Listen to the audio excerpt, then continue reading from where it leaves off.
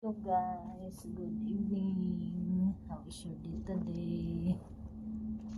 Hope all is well and good health always. Remember, health is wealth. Don't forget to take good care of yourself.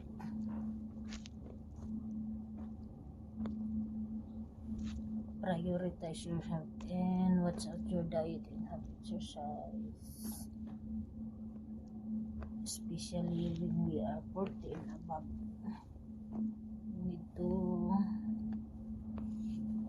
take care of our health if we want to live long. How is your day? It's already 10 o'clock. I'm checking something. Bye. Good night, sweet dreams. Sleep well, everyone, and see you tomorrow.